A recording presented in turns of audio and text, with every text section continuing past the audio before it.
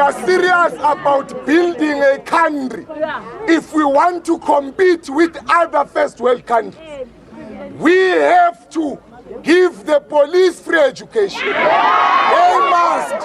They must study criminal law. They must. The police, so that there won't be unlawful arrest, unlawful search and seizure.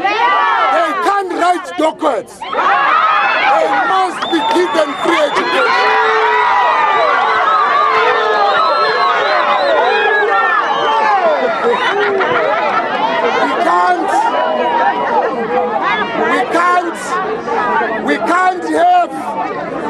We can't have the police.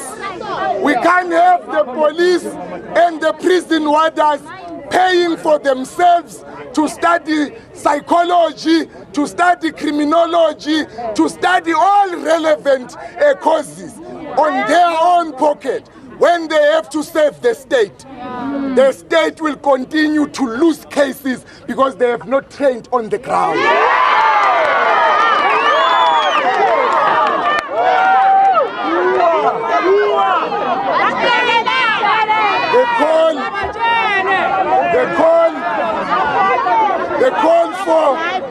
The call for free education.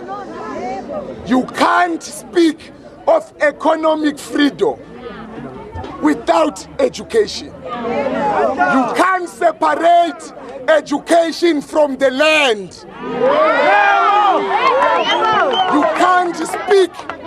can't speak of free education and separate it from the land. Because we won't learn from the sky.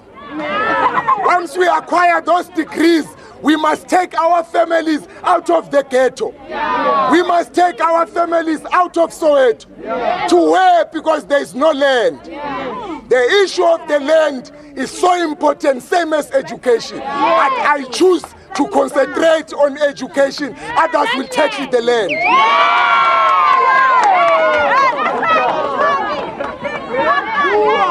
It's hot. I was in isolation. I'm not used to the sun. Comrades,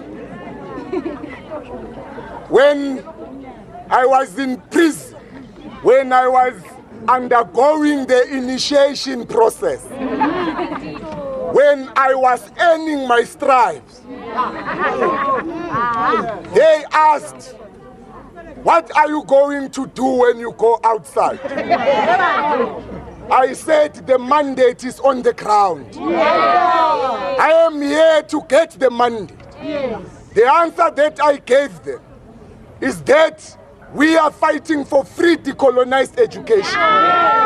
Now for you to ask what I am going to do, have we got free education? If we haven't got free education, it means the struggle continues.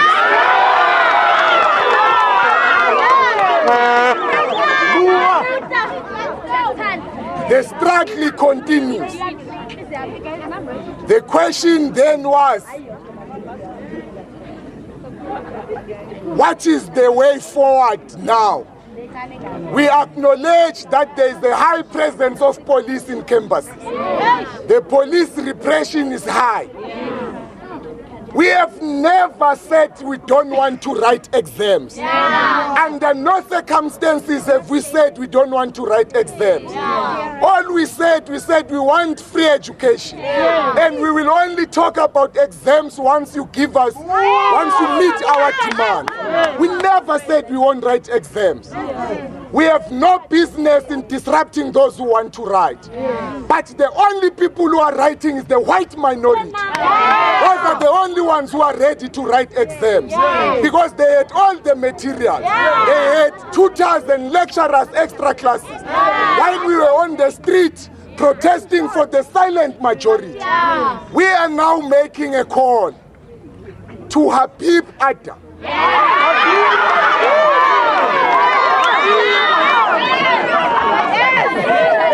We are saying to Abib Adam,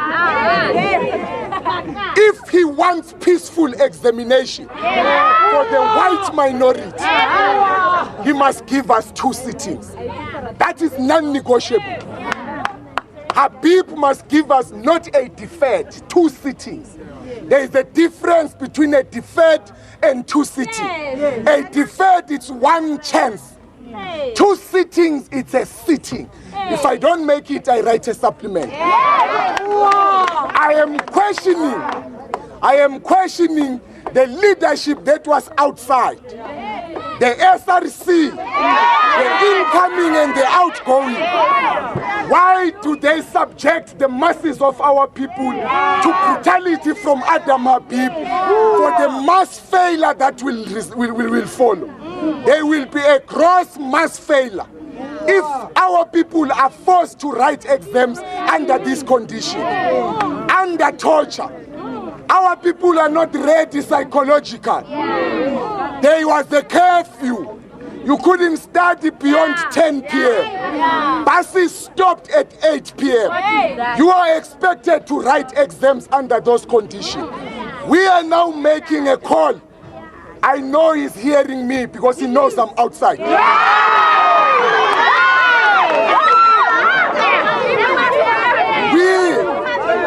We are now making a call to the university that before noon today, before the day ends today, they must have announced 2 sittings. Otherwise, die Popeye Sultan.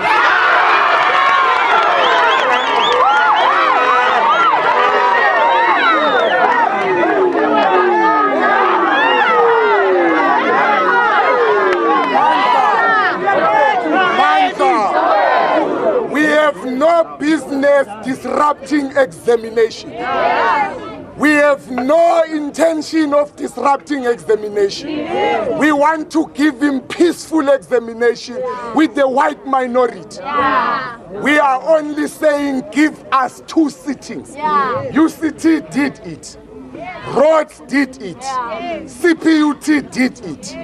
If Adam Habib is concerned about the black masses of our people, he will give us 2 sittings before the end of the day.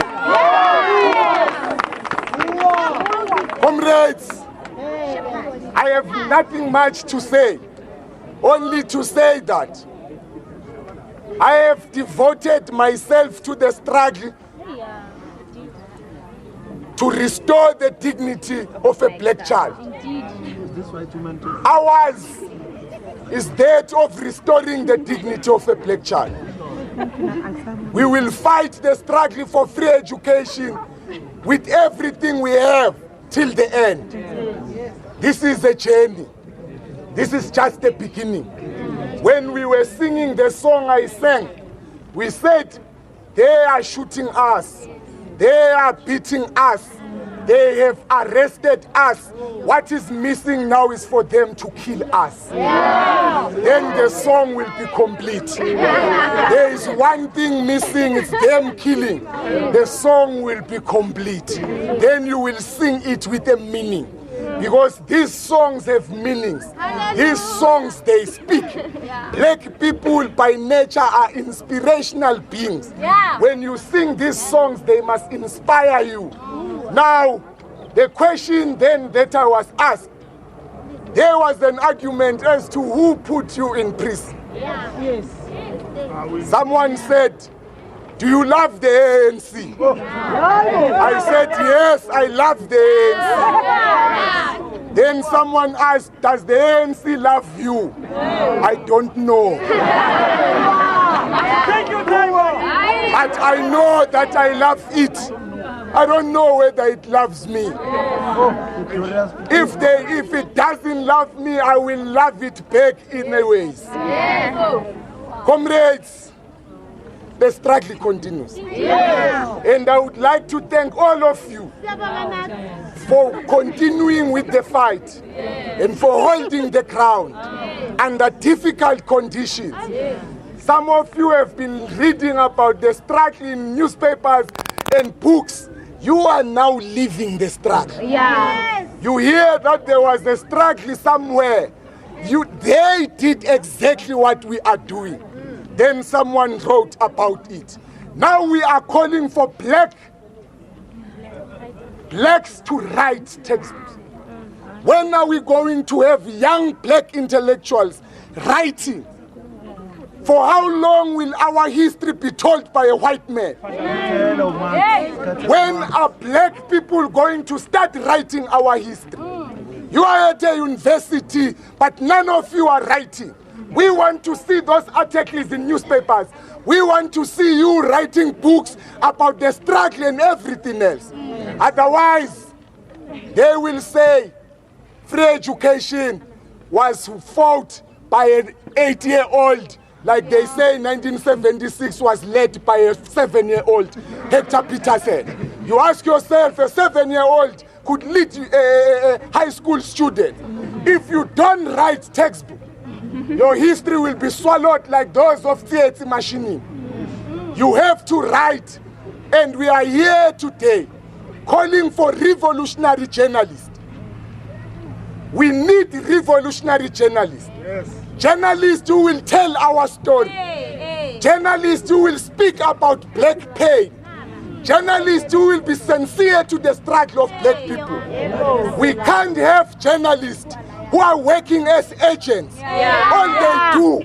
Before I was arrested, I was called a student leader. Once I was arrested, I was called a so-called student leader. We need revolutionary journalists. The struggle against apartheid was won through revolutionary journalists. Journalists who sacrificed everything for the liberation of our people. Now, moving forward, exams are already there. We can't run away from that fact. We are calling for all VET alumnus, everyone who's a VET graduate. Now is your time to contribute to the struggle of a black child. All VET graduates must come back and tutor our people 24/7. Everyone who's a VET former graduate must come back, have those who did accounting science, engineering, law, actuarial science, everything. Let us come back and assist our people, because we lost 7 weeks fighting for a black child. We have been told that we have revolutionary lecturers. Now is the time for the black academics, for the Democrats who are white, because we must acknowledge that there are white lecturers who are Democrats. Now is the time where lecturers must also play a role.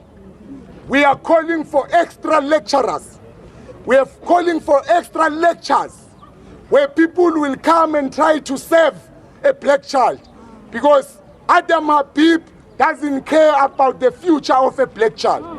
He is forcing examinations under unconducive conditions.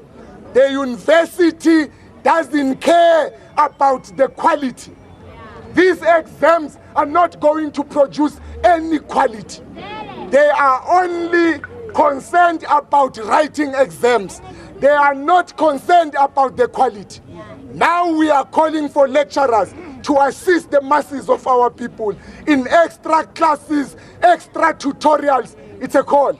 Those who were with us during difficult times, they will show themselves now. If they don't come on board to assist with extra lecturers, you will know that we were alone. There are these cameras and posing with their gowns and taking credit that doesn't belong to them. This is a genuine call to all the lecturers, extra classes, Saturday and Sunday, all the way until exams are done. And we are calling for the second city. Comrades, we are going to assemble a team of constitutional experts. Before the end of next week, we are going to take government to court. We have been singing that we will take them to court. Then the police brutalize us. Then we are distracted. There is no brutalization now. Now we are taking government to court to demand free education. We are now changing the tactic of fighting. We always change the tactic anytime when we are in the battlefield. They are used to force. We are using the law. That's their weakness.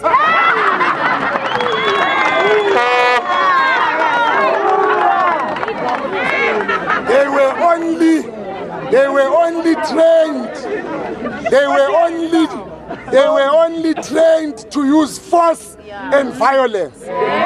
But we are calling for them to be given an opportunity to study anything for free at UNISA. But in the meantime, we will beat them where they are weak. We are taking the matter to court. Then we will allow the courts to determine under Section 29. Section 29 of the Constitution that the government is violating says that government must give education using reasonable measures. NSFAS is not reasonable. Section 29 says they must